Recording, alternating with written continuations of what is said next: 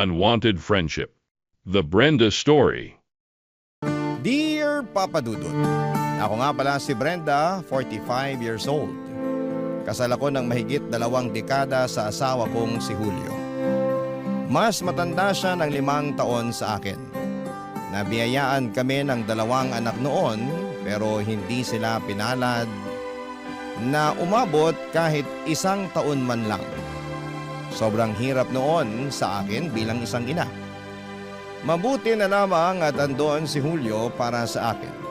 Hindi siya napagod na unawain ang pagluluksa ko. Hanggang sa nakarecover na ako. Kaya lang ay inawayan ko ng magkaroon ulit ng anak. Dala siguro ng trauma ko noon, kaya ayoko na. Ayos lang naman yon kay Julio at nirespeto niya ang desisyon ko. Bilang kapalit sa pagpayag niya na hindi na kami magkaroon ng anak ay inalay ko sa kanya ang buong buhay ko. Pinaikot ko sa pagmamahal at pag-aalaga sa kanya, Papa Dudut. Deserve naman niya ang mahalin ng buong puso. Mabuti siyang asawa sa akin pero isang araw ay biglang nagbago ang lahat. Nagbago na si Julio, nanlamig na ito at palagi na lamang pinapansin ang mga pagkakamali ko. Laging mainit ang ulo sa akin kahit na wala naman akong ginagawa sa kanya. Natural na nag-imbestiga ako at doon ko nalaman na meron siyang ibang babae, Papa Dudut.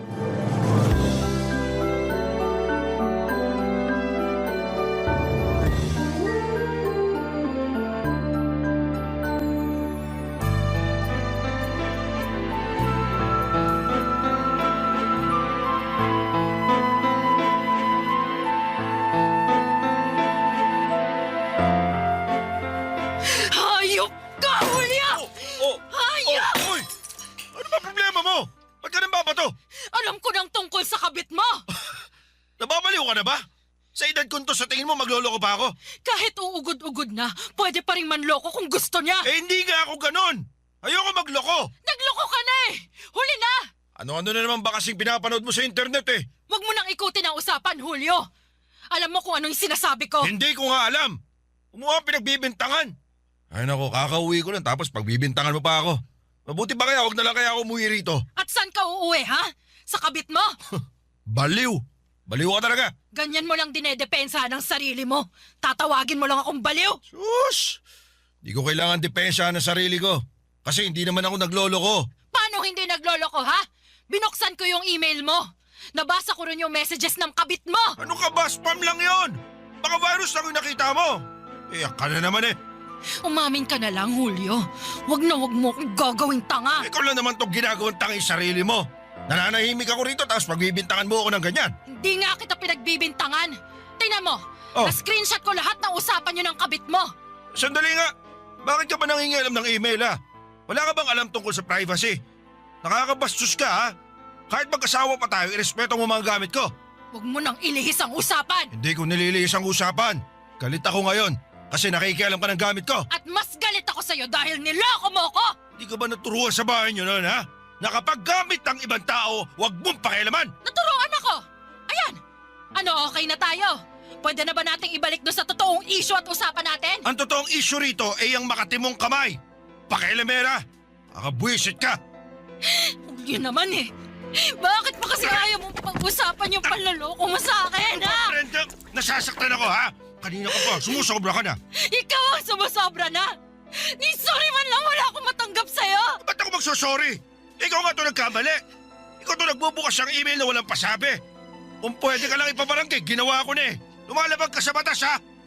At hindi ba paglabag sa batas yung pagkakaroon mo ng kabet, ha? Alam mo, paikot-ikot na lang tayo eh. Basta alam muna ako.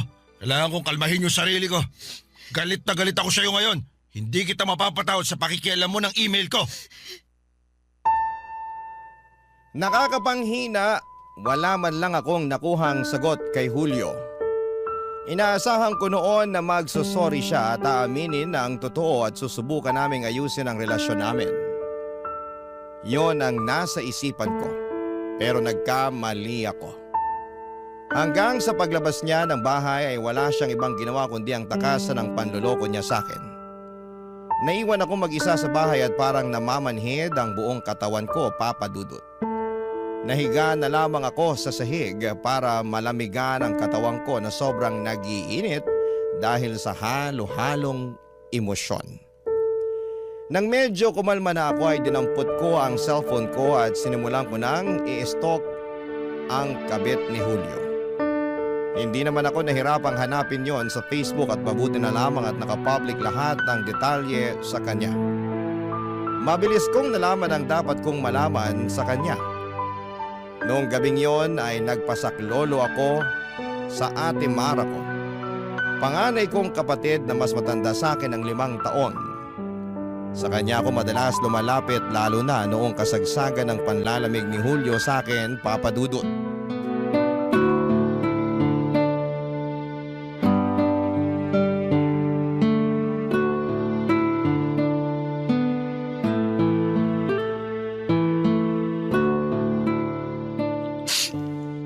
Ate Mara. Yan na kasing sinasabi ko eh.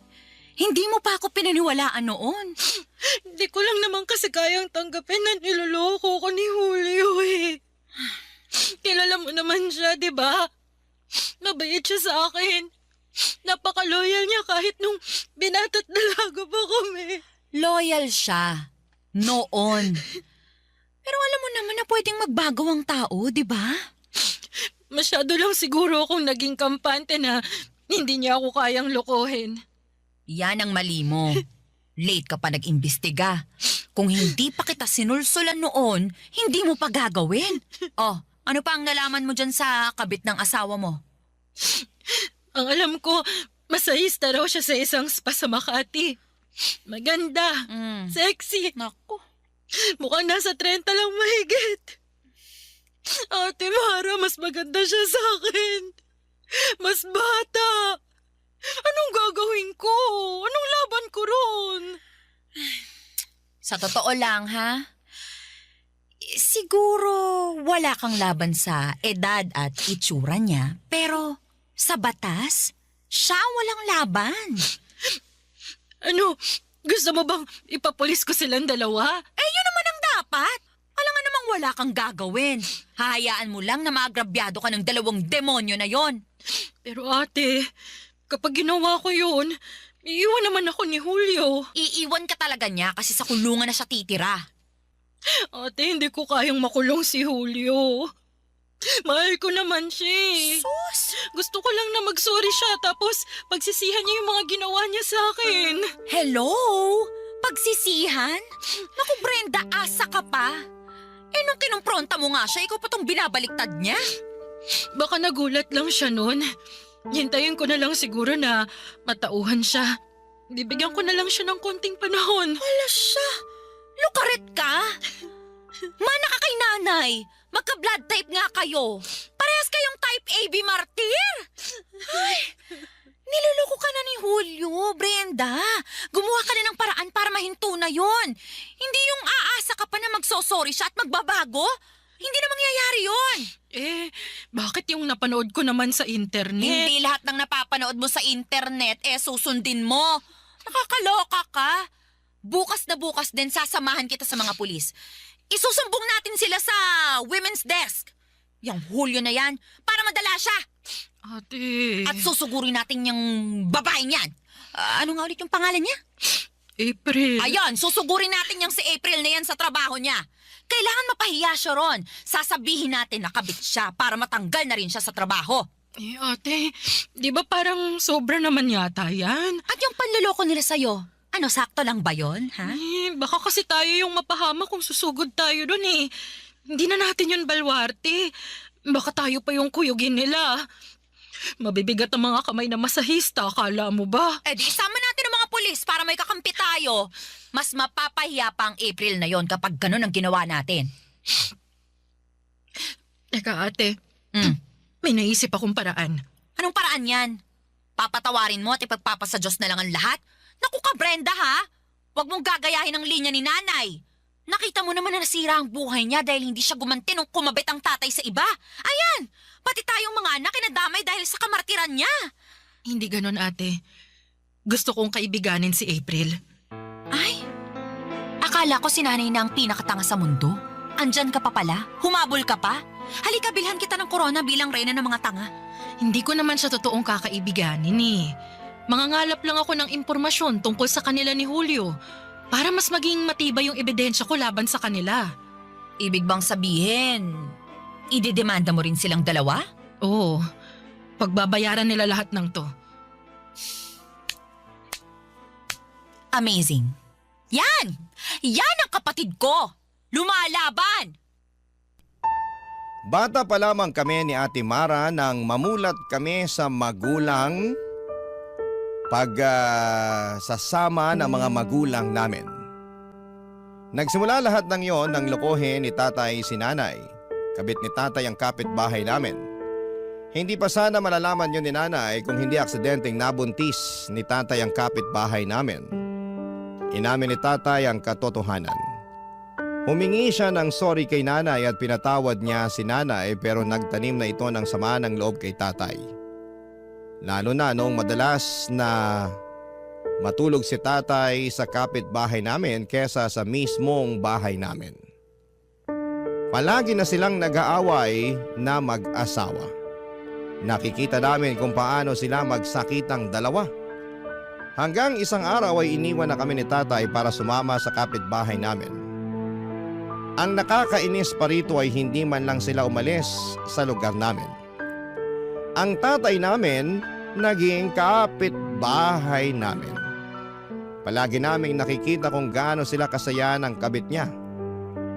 Awang-awa kami noon kay nanay, Papa Dudut. Lalo na kapag nagmamakaawa si nanay na bumalik na si tatay sa amin. Pero ayaw na ni tatay. Hanggang sa huli, walang ibang minahal si nanay kundi si tatay lang. Hanggang sa huli naging tanga si nanay. Isang bagay na ayaw ko nang maulit sa amin. Barangay Love Stories. Barangay Love Stories. Hindi pa rin namin napag-usapan ni Julio ang pangangabit niya. Napagod na rin akong maghintay ng sorry sa kanya. Kaya naman habang akala niya ay okay na ako ay sinimulan ko na ang plano ko. Pinigilan ako ni Ate Mara pero sinabi ko sa kanya na mas kampante ako sa plano kong kaibiganin ng palihim si April para makakuha ako ng iba pang mga impormasyon. Akala ni Ate Mara ay gagamitin ko yon para magsampa ng kaso pero hindi ko yon gagawin. Ang bala ko noon ay ipamukha lang kina Julio at April ang ginawa nilang kasalanan sa akin. Sa ganong paraan ay makokorner ko na si Julio. Wala na siyang kawala. Mapapaamin ko na siya at sa ganong paraan ay makukuha ko na ang sorry na matagal ko nang inaabangan sa kanya. Tanda ko pa Sunday noong pumunta ako sa spa kung saan ay nagmamasahe si April. Nirequest ko siya, mabuti at swerte na lamang na bakante siya ng mga oras na yon, Papa Dudut.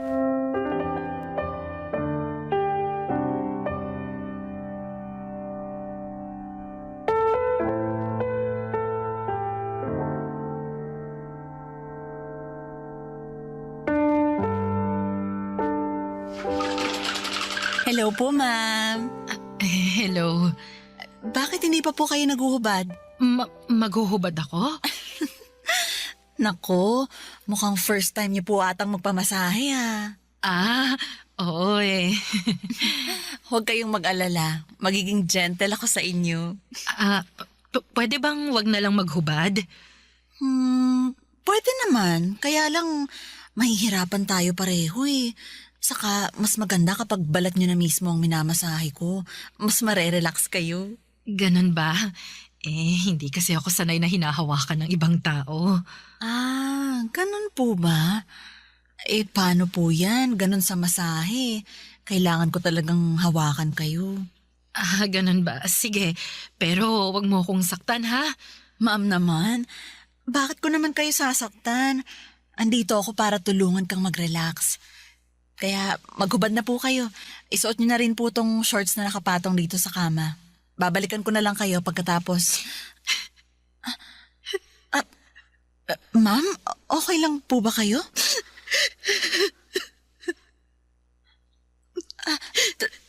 Teka lang, mama.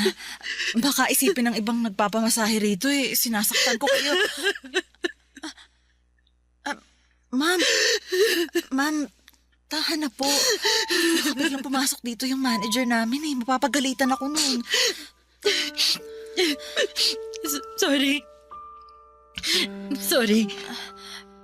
Mukhang may problema po kayo Oo, malaki. Okay lang ba kung huwag na lang akong magpamasahe? Ay, sige, okay lang po. Wala namang pilitan dito. Tara sa labas, ma'am. Samahan kitang i-refund yung bayad niyo. Hindi, ayoko mag-refund. Okay lang ba kung gagamitin ko na lang yung bayad ko para makipagkwentuhan sa'yo? Hala, sure po ba kayo? Sayang naman yung... Hindi, ayos lang. Walang kaso yan sa akin. Hindi naman kasi masahe ang kailangan ko Yung kailangan ko yung makakaunawa sa sitwasyon ko. Ano po bang nangyari? Sige po, magkwentuhan na lang tayo. Pabor din naman sa akin kasi masakit na tong kamay ko kakamasahe mula kaninang umaga. Ano kasi, niloko ako ng asawa ko. Mga lalaki nga naman, hindi marunong makontento. Ang ganda mo na nga, ma'am. Nagawa ka pang dagdagan? Anong laban ko? Mas maganda kasi at saka mas bata yung kabit niya. Kahit mas bata o mas maganda, mali pa rin ang manloko. Ang katinang asawa mo, ha? Sorry, pero ako na tong magagalit para sa inyo. Nako, salamat ha. Pero galit din ako dun sa kabit niya Ay, dapat lang, no? Parehas silang makate. Bakit hindi na lang sila sa pader magpakamot? O, ayan. Di tumawa ka na, ma'am. Mas maganda ka kapag nakatawa. Kaya wag kang magpaka-stress dyan sa asawa mo at sa kabit niya. Hayaan mong ma-stress sila sa karma balang araw. Paano? Kailan ko lang kasi nalaman na nagloloko yung asawa ko. Ang masakit, ayaw pa niyang aminin kahit na alam ko naman yung totoo. Para namang hindi ka nasanay sa mga lalaki. May pinaniniwalaan ng mga yan na ikalabing isang utos. Anong ikalabing isang utos? Huwag kang aamin.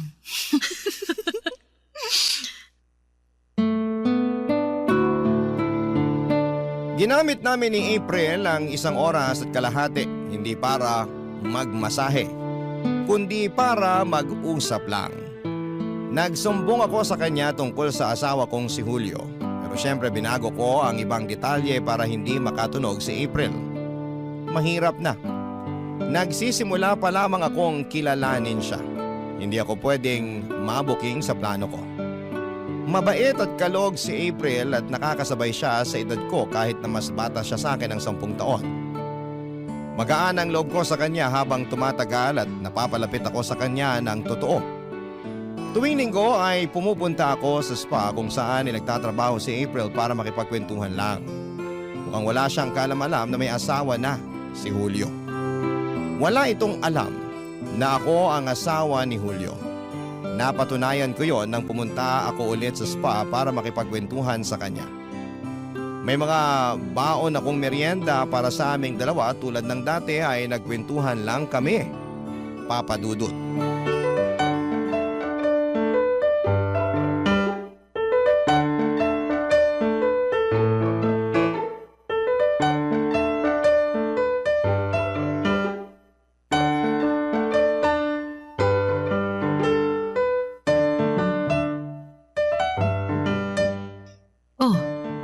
April, okay ka lang?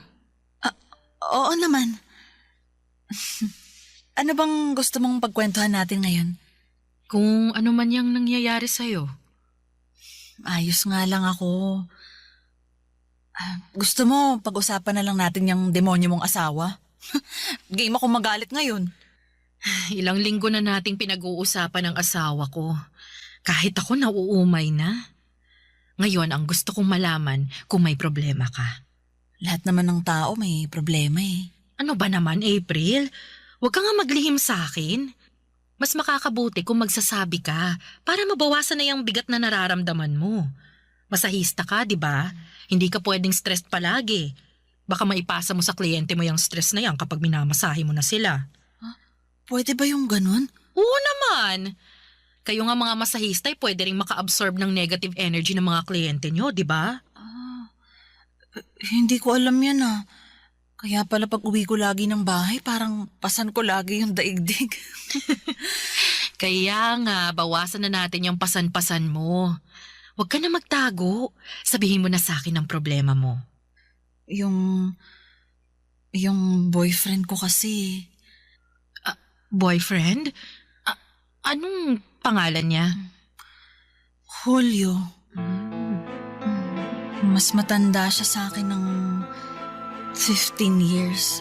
Pero nakakasundo ko naman siya. Ay, 15 years. Ang layo naman ang agwat ng edad niyo. Mas komportable kasi ako sa mas matanda sa akin eh. Feeling ko, kaya niyang maging leader sa relasyon namin. Feeling ko pag mas matanda, mas loyal sila at mas seryoso kumpara sa mga mas batang lalaki. At ano naman, tama ka ba ng feeling? Sa una siguro. Ano ba yan? Huwag mo na akong pahulain. Nakinig ka na sa mga kwento ko noon, di ba? Ako naman ngayon. Hindi ko kasi alam, Ate Brenda eh. Okay naman si Julio sa akin nung umpisa. Binibigay niya sa akin lahat ng gusto ko. Material na bagay o kaya atensyon. Lahat yun nakukuha ko. Kaya nga na-inlove ako agad eh. Kaya lang, lately, parang nagbabago na siya sa akin. Bihira na kung makipagkita. Kapag may mga tinatanong akong personal, umiiwas na siya. Parang ayaw niya akong papasukin sa mundo niya. Ayan, nag-overthink na tuloy ako ng malala. Grabe, no? Bakit pa kasi gumawa ng lalaki ang Diyos? Puro na lang sila sakit sa ulo ng mga babae. Kaya nga eh. Tapos ngayon na binawasan na niya yung atensyon na binibigay niya sa akin, saka naman ako lalong nai-inlove sa kanya. Gusto ko siyang habulin, ganun. Ay nako, yan ang wag na wag mong gagawin.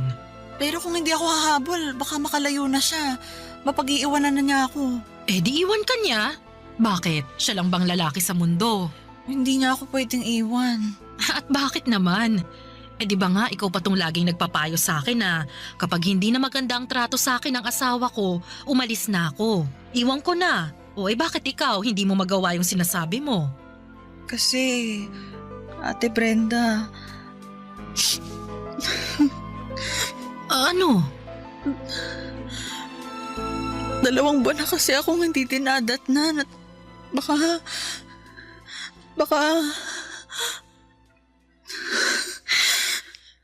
Buntis ka.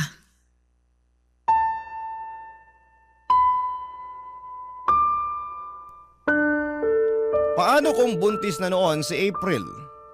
Mas malaki na ang chance na iwan ako ni Julio para sa kanya. Lalo't wala kaming anak ni Julio, ano ang laban ko? Ang hirap magpanggap na ayos lang sa harapan ni April, Papa Dudut. Pilit kong pinapakita sa kanya na matapang ako at hindi ako apektado sa mga sinabi niya. Napakahirap. Parang gumuguhit ang hapde sa puso ko. Lalo't bigla kong naalala ang mga namatay naming anak ni Julio. Naalala ko kung gaano kasaya si Julio noong nabalitaan niya ang unang pinagbubuntis ko. Naalala ko kung paano niya ako inalagaan at pinagkalat sa iba na magiging tatay na siya. Pero napalitan din yon ng lungkot nang mamatay ang unang anak namin. Sa ikalawang subok ay nabuntis ako at bumalik ang saya ni Julio, pero agad din yung nawala nang sa ikalawang pagkakataon ay binawi sa amin ng Diyos ang aming pangalawang anak. Walang kasing sakit at mula noon ay napapansin ko na ang madalas na lungkot ni Julio. Pakiramdam niya na palaging may kulang. Ganon din naman ako. Pero mas pinili kong huwag nang magkaroon paulit ng anak dahil sa takot. Sinuportahan naman niya ako, Papa Dudut. Pero sa pagdaan ng mga taon, alam kong nangungulila si Julio na makabuo ulit kami ng anak na panibago. Barangay Love Stories. Barangay Love Stories. Ilang linggo na akong hindi bumalik sa spa para kitain si April Papadudot. Parang hindi ko siya kayang harapin lalo't may posibilidad na nabuntis na siya ng asawa kong si Julio. Sobrang hirap mag-overthink kung ano ang mangyayari oras na makumpirma talaga ni April na buntis na siya. Iiwan na ba ako ni Julio? Paano na ang mahigit 2 dekada naming pagsasama? Matatapos na lang ba yon dahil meron na siyang anak sa iba? Kahit na hindi ako pumupunta kay April sa spa ay ine-stalk ko pa rin siya sa Facebook at sa bahay nila. Nakikita ko pa rin na magkasama sila ni Julio. Hindi nila ako nahuhuli na nagmamasid sa kanila. Ang sakit na makitang may kahalikang iba ang asawa mo at mukhang mas masaya siya roon kesa sa akin. Nang hindi ko na kinaya pa ang sakit, nilapitan ko si Ate Mara para magsumbong.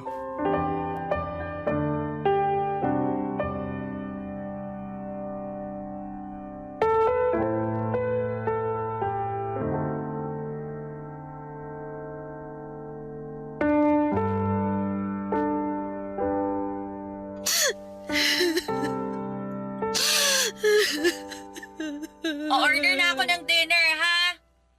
Dito ka na kumain pagkatapos mong magulgol dyan. Hindi na, ate. Uwi na lang ako sa bahay.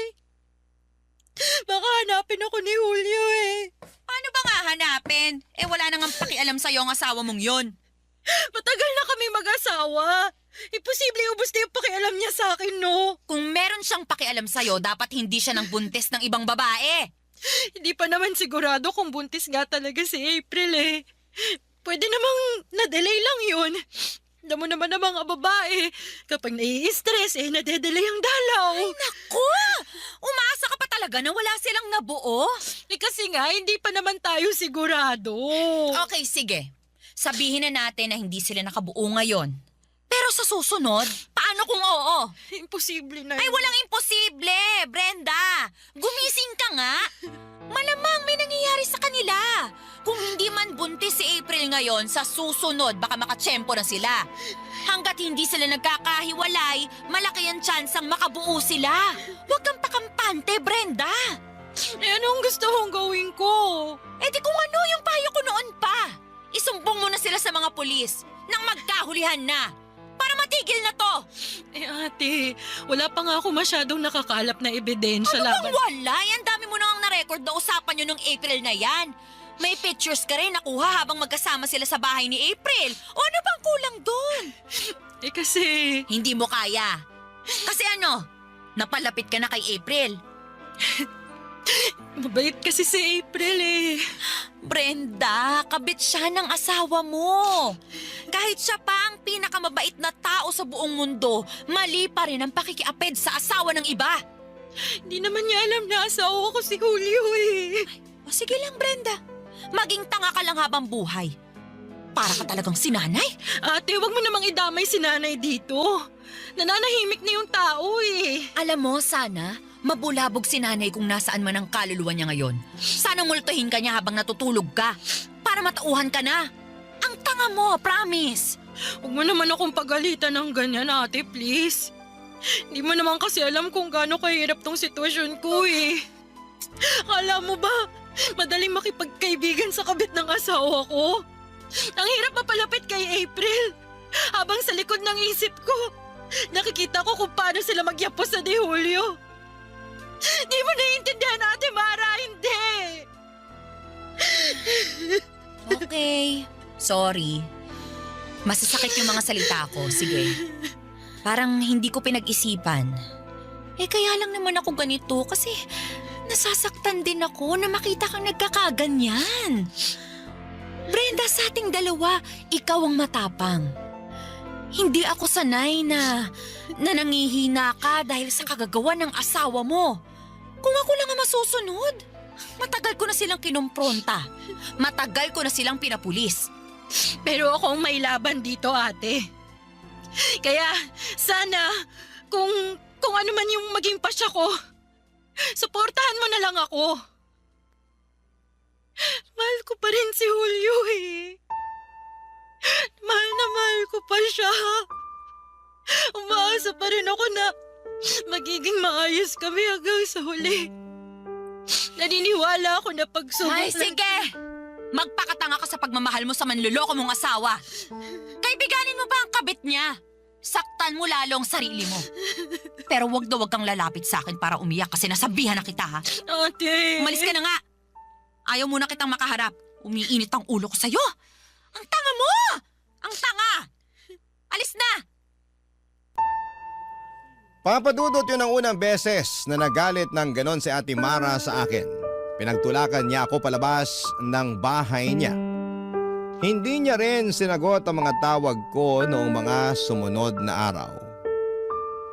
Iniwasan niya ako.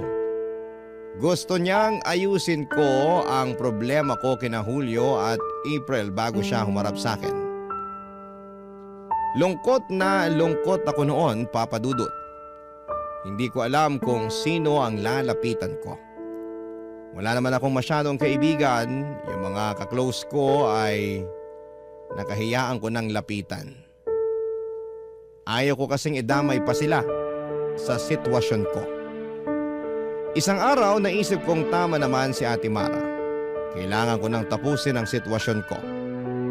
Kaya naman nagpunta ulit ako sa spa para kitain si April, Papa Dudut.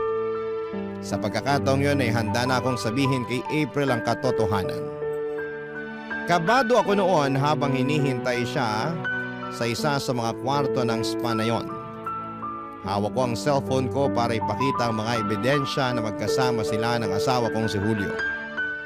Wala nang atrasan pa ito. Kailangan na niyang malaman ang katotohanan.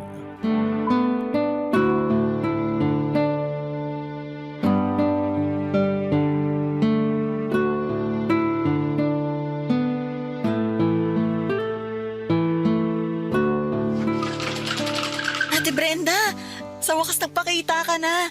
Ang tagal mong hindi dumalaw ah. Mukhang busy ka ah. Oo, busy nga. Eh, kumusta ka naman? Ikaw, kumusta? Ano, nakabuo ba kayo ng Julio mo? Ay, wala yun. False alarm lang. Dinatnan na rin ako nung gabi na dumalaw ka rito. Kaya pala ang lala ng pag-overthink at mood ko nun. Kasi parating na pala yung dalaw ko. So, ano na? Dating gawi? Kwentuhan tayo ulit? Oo, may ikukwento ako sa'yo. Nakita ko 2 hours yung binok mo sa akin ah. Mukhang madugong kwentuhan to ah. Makikita natin.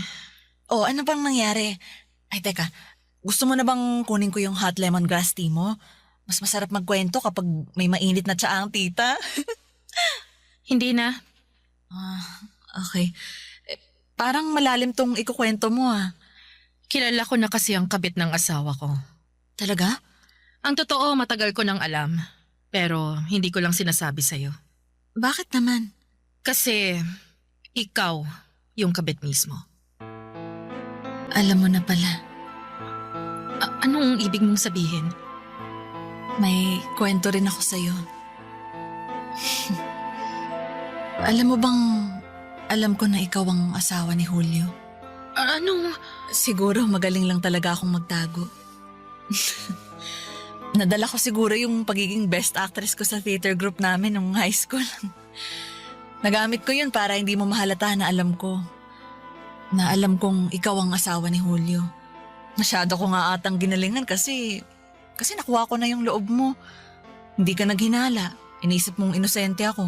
Inisip mong hindi ko alam na may asawa na pala si Julio. Pero ang totoo dati ko pa alam, Brenda. Alam mo nakabit ako ni Julio noon pa man. Pero hindi ko yun sinabi sa kanya kasi baka layuan niya ako. Alam mo naman siguro na mahal ko si Julio, di ba? Ibig sabihin, matagal mo na palang alam. Hindi lang ikaw ang magaling magtago. Hindi lang ikaw ang nag-iimbestiga. Unang beses pa lang na pumunta ka rito, alam kong ikaw na yung asawa ni Julio. In-stalk na kita una pa lang na nakaramdam na ako ng mali sa asawa mo. At hinayaan mo lang akong bumalik-balik dito kahit na alam mo ng totoo? Ikaw naman ang nagdesisyon na bumalik-balik dito. Kaya wag mong isisi sa akin yan. Alam mo rin naman ang totoo, di ba? Bagay talaga kayo ni Julio. Napakagaling yung paikutin ang kwento para pumabor sa inyo. Huwag ka nang pa-victim, Ate Brenda. May kasalanan ka rin naman Ako? dito. Ako pang may kasalanan? Ako na nga tong niloko nyo. Ako pa tong pagmumukhain yung may kasalanan? Ha? Ha? Kung ayaw mong magwala ako rito, huwag kang kumapit sa asawa ka! Iwan mo ako! Skandalosa ka! Tulungan niyo ako! Tulong! Sige, subukan yung tulungan ang kabit na to. Para nyo na rin tinulungan ang demonyo! Ha? Akala ko pa naman inosente ka sa pangangaliwa ng asawa ko! Iwan mo ako! Isusubok kita kay Julio! Isumbong mo! Talaga! Ako ang kakampihan niya kasi ako ang mahal niya! Ikaw ang kakampihan ng asawa ko. Pero batas naman ang kakampi ko. Sige, tingnan natin, April. Sisiguraduhin kong hihimas ka ng rehas kasama si Julio!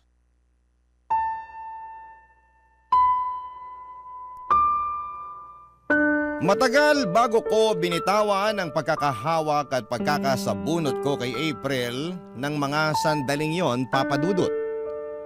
Kung hindi pa pumasok ang security guard ay hindi pa kami matatapos sa gulo. Kita ko kung paanong husgahan ng mga nakapaligid sa amin si April. Lahat sila ay kumampi sa akin. Kahit na mismong manager nila ay binulungan ako at sinabing tama lang ang ginawa ko. Palibhas ay biktima rin siya ng panluloko ng asawa niya noon kaya naiintindihan niya ang ginawa ko. Lumabas ako ng spa na yon na umangat ang dignidad. Agad kong pinuntahan si Ate Mara para ibalita ang ginawa ko. Niyakap niya ako at natuwa sa ginawa ko. Nagpatulong ako sa kanya para ayusin na lahat ng ebidensya para makapagsampa na ako ng kaso laban kina April at Julio. Natauhan ako, Papa Dudut. Nang ibalita ko yon kay Julio tulad ng dati, sinubukan pa rin niyang lumusot. Pero hindi na siya makakalusot sa batas. May nakausap na akong attorney para sa kasong isinampa ko sa kanilang dalawa. At sa mga hawak kong ebidensya, alam kong wala na silang takas pa. Maraming salamat po, Papa Dudut, sa pagbasa ng aking liham. Ang hiling ko para sa lahat ng mga niloloko, lumaban kayo para sa karapatan at dignidad ninyo. Gamitin ninyo ang kwento ko para makahanap kayo ng kakampi para sa laban na ito. Ang inyong kapuso at ka-barangay forever, Brenda. Today we're making a parrot cup holder bag. An easy, practical crochet project that looks bright and tropical, holds a drink securely, and lets you carry your tumbler hands-free like a mini. The secret to a cup holder that actually works is a dense fabric, smart shaping, and strong strap attachments, so we're going to build it like a little crocheted basket. A flat base, a turned wall, gentle increases to match your cup's flare, a structured rim so it doesn't stretch out, and a reinforced strap that won't sag under the weight of a full drink. Start by choosing your cup, because sizing becomes simple when you measure the real object. Note the bottom diameter, the widest circumference around the middle, and the height from the bottom to just below the lid. If your cup has a rubber base or a strong taper, also notice where it starts widening so you know when to add increases. For yarn, cotton is ideal because it's grippy, washable, and less stretchy than acrylic, which means the bag stays snug and doesn't grow over time. DK cotton makes a lighter holder, and worsted cotton makes a sturdier holder, and either is great as long as you crochet tightly. Choose a hook that creates dense stitches with minimal holes. If you can see open gaps in your single crochet, the bag will stretch. So try 3 to 3.5 for DK cotton or 3.5 to 4 for worsted cotton, and if your fabric feels loose, go down a hook size. Gather scissors, a yarn needle, and a stitch marker, and pick a parrot color palette. Choose one main body color like leaf green or cream, then select 2 or 3 accents like sunny yellow, bright red, and electric blue for stripes.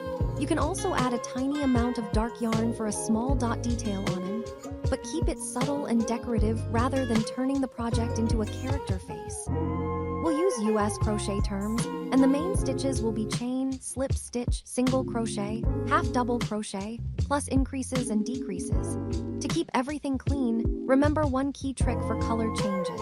When you switch colors, finish the last yarn over of the final stitch with the new color so the transition looks smooth. Now we begin with the base. With your main body color, make a magic ring and work 8 single crochets into the ring, then pull the tail firmly to close the center. If you like joined rounds, slip stitch to the first stitch to join. If you prefer working in a spiral, place a marker in the first stitch and continue. But joined rounds can be easier for beginners because counting stays straightforward. Round 2, chain 1 and increase in every stitch by working 2 single crochets in each stitch around, giving you 16, then slip stitch to join. Round 3, chain 1, then work 1 single crochet and 1 increase, repeating around for 24, then join. Round 4, chain 1, then work 2 single crochets and 1 increase, repeating around for 32, then join. Round 5, chain 1, then work 3 single crochets and 1 increase, repeating around for 40, then join. Place your cup on the base and check size. The circle should be close to the cup bottom, ideally just slightly smaller so the walls pull it snug. If the base is still too small, add another round.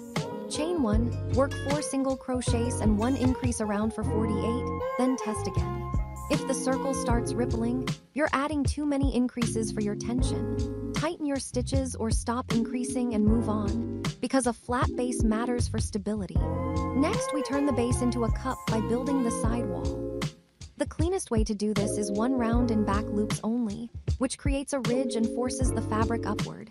Chain 1, then single crochet in the back loop of each stitch around, keeping the same stitch count, then join. From here, crochet the wall in regular single crochet in both loops for a firm fabric. Work 3 rounds straight with no increases, then test fit by sliding the piece onto the cup. It should feel snug at the bottom and begin hugging the sides. If it's extremely tight and hard to slide on, you can add a gentle increase round sooner. If it's loose, keep going straight because height and rim structure can improve fit, and we can add a drawstring later if needed. Now shape for the cup flare. Most cups widen as you go up, so you'll gradually add width with evenly spaced increases, but not every round. Too many increases will make the bag flare out and lose grip. Use a simple pattern, 1 increase round, then 1 or 2 plain rounds, then test. For your first shaping increase, try placing an increase every 8 stitches. Chain 1, single crochet 7, increase, repeat a round, then join. Crochet 2 plain rounds after that, then test fit around the widest part. If it's still tight, do another gentle increase round spaced even more. Single crochet 8, increase a round, then crochet 1 plain round and test. Keep climbing until the holder reaches about 2/3 to 3/4 of the cup height, stopping below the lid area so you don't block drinking and the cup can still slide in and out easily. If your cup flares outward sharply near the top, add 1 final increase round near the upper third so the rim doesn't pinch. If your cup tapers inward near the top and the rim feels loose, you can add a single decrease round just below the rim. Chain 1, single crochet 8, single crochet 2 together, repeat around once, then crochet 1 plain round. Only decrease if needed, because decreases tighten the opening. Now we add the parrot style design, and the easiest way to make it look tropical without complicating construction is bold stripes. Choose where the stripes will sit. Usually the upper third looks best because it stays visible while the cup is inside. To switch colors, crochet the last stitch of the old color until 2 loops remain on the hook, yarn over with the new color and pull through to finish the stitch in the new color, then continue. For a classic parrot palette, try a green body with 1 thin yellow stripe, 1 thin red stripe stacked above it, and a wider blue band above those, then return to green. Thin stripes can be 1 round each, wide bands can be 2 or 3 rounds. If you want a feather feel, do a 3-round accent like yellow, red, yellow, then return to green. It feels like repeating plumage. Keep the main structure in single crochet for strength. If you want 1 textured band, you can do a single round in half double crochet to create a raised ridge, but avoid making the whole body half double because it stretches more. Now create a clean top rim so the opening looks finished and doesn't stretch out over time. Crochet 1 plain round of single crochet, then 1 round of single crochet in back loops only to create a fold line. then one more plain single crochet round. This 3-round rim builds structure. If you want an adjustable fit for different cups, add a drawstring channel instead of tightening with slip stitches. For a drawstring channel, crochet 1 round where you alternate single crochet and chain 1 while skipping the next stitch. Single crochet, chain 1, skip 1, repeat a round. Then crochet the next round by placing single crochets into each single crochet and also into each chain space to stabilize the channel. Make the drawstring cord by chaining a long length and slip stitching back along the chain to thicken it, then weave it through the channel with a needle. Tie the ends in a knot. Now we build strap attachment tabs, because attaching a strap directly to the rim can pull the rim into sharp points. Choose 2 opposite points on the rim so the bag hangs evenly and mark them with stitch markers. At the first marker, attach your main color and crochet a tab. Chain 1, single crochet 4 stitches along the rim, chain 1 and turn, single crochet back across those 4 stitches. Repeat until you have 3 rows total so the tab becomes a small, thick rectangle. Fasten off with a long tail for sewing. Repeat the same tab on the opposite side. These tabs spread the load and keep the rim stable. Now crochet the strap. Do not rely on a simple chain strap because chains stretch under weight. Instead, crochet a flat strap band in single crochet. Chain 7, single crochet in the second chain from the hook and across for 6 stitches, chain 1 and turn, then single crochet across. Repeat until you reach the length you want. For wrist carry, about 20 to 25. For shoulder carry, about 70 to 90. For about 100 to 125 depending on height. The easiest way to choose is to measure a strap you already like and match it. To keep the strap from rolling, add a reinforcing edge. Once the strap is long enough, crochet 1 finishing round around the strap edges by single crocheting evenly along one long side, making 3 single crochets at each corner, then continuing along the other side and finishing neatly. Now sew strap ends to the tabs using a yarn needle, sewing through multiple layers and stitching back and forth several times. This seam carries the full drink weight, so make it strong. If you prefer removable straps, you can sew small D-rings onto the tabs and attach clasps to the strap ends, but a sewn strap is simplest and strongest. Now add a parrot-inspired accent, optional but very on theme and visually appealing. A clean, modern choice is a feather-like leaf cluster sewn near the stripe band. Crochet a larger green leaf. Chain 10, then in the second chain from the hook work 1 single crochet, then 1 half double crochet, then 1 double crochet in each of the next 3 chains, then 1 treble crochet in the next chain, then 1 double crochet in each of the next 2 chains, then 1 half double crochet and 1 single crochet in the last chain. Rotate and mirror the stitches down the other side of the chain and slip stitch to finish. Fasten off with a long tail. Crochet a smaller accent leaf in blue or yellow by chaining 8 and using fewer tall stitches. Layer the small leaf over the big leaf, offset so both tips show like feathers, then sew the base onto the holder with small stitches. Add 1 small tack stitch along the midline so it doesn't flop. If you want 1 tiny detail, add a single dark stitch near the leaf base as a dot accent, but keep it minimal. Now finish the inside cleanly. Weave in every tail by threading it onto a needle and weaving back and forth through inside stitches, changing direction at least twice so it locks. Trim close. Check that no loose ends are hanging inside, because they can catch on the cup. If you want the bag to be extra firm and premium, you can add a fabric lining. Cut a rectangle to match the inner circumference and height plus seam allowance, sew it into a tube, add a base circle, then hand stitch the lining into the crocheted bag along the rim. Lining prevents stretching and gives a structured feel, but it's optional if you used cotton and tight stitches. Now test fit and function. Slide the holder on the cup, lift by the strap, and give a gentle shake. The cup should feel secure and the holder should not slide down. If it slides down, tighten with the drawstring channel or add 1 decrease round just below the rim. If it's too tight, dampen it slightly and stretch it on the cup and let it dry. Cotton relaxes into shape. If the strap twists, dampen and block it flat. The bordered strap also twists less. Finish with a final neat touch. You can slip stitch around tab edges for a crisp outline, or add a subtle surface slip stitch line along the rim in an accent color, but keep embellishments minimal so the bag stays clean and functional. Your parrot cup holder bag is now complete. Sturdy base, snug custom fit, structured rim, reinforced strap attachments, and bright tropical stripes with a feather accent that gives it parrot-inspired energy. Once you've made one, you can repeat the same structure for any cup by adjusting base size and increase spacing. And you can create a whole parrot collection by changing stripe order and accent leaf color. Blue accents for a macaw mood, lime and yellow for a playful tropical vibe, or cream body with bold red-yellow bands for a softer look, while keeping the construction consistent and durable for everyday use.